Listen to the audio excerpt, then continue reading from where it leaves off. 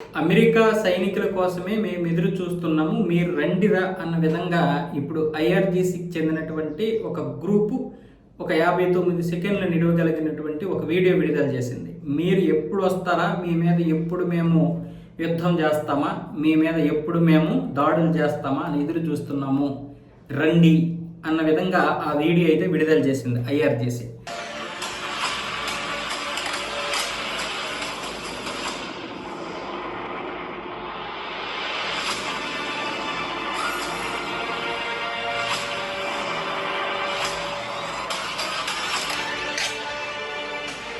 అంటే అమెరికా ఈ మధ్య పశ్చిమాసియాకి మా బలగాలు వస్తున్నాయి, ఇంకా వస్తున్నాయి, ఆల్రెడీ కొన్ని వచ్చాయి అని చెప్పింది కదా.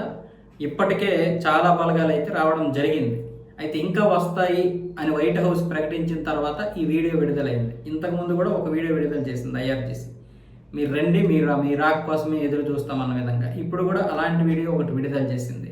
మా యొక్క గెరిల్లా యుద్ధం ఎలా ఉంటుందో, వ్యూహాత్మకమైనటువంటి యుద్ధం ఎలా ఉంటుందో, మా దెబ్బ ఎలా ఉంటుందో రండి అన్న విధంగా.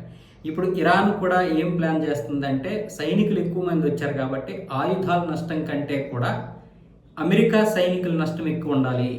అంటే రష్యా ఇస్తున్నటువంటి ప్లాన్ ప్రకారం అమెరికాలో ఎన్ని యుద్ధ విమానాలు కూలిపోయినా పెద్దగా వ్యతిరేకత రాదు, కానీ సైనికులకు చనిపోతే విపరీతమైనటువంటి వ్యతిరేకత వస్తుంది. ఉదాహరణకి మన దగ్గర ఒక 50 మంది చనిపోయారని వార్త వస్తే, అరే 50 మంది చనిపోయారా అని వదిలేస్తాం. వాళ్ళు అలా కాదు కదా.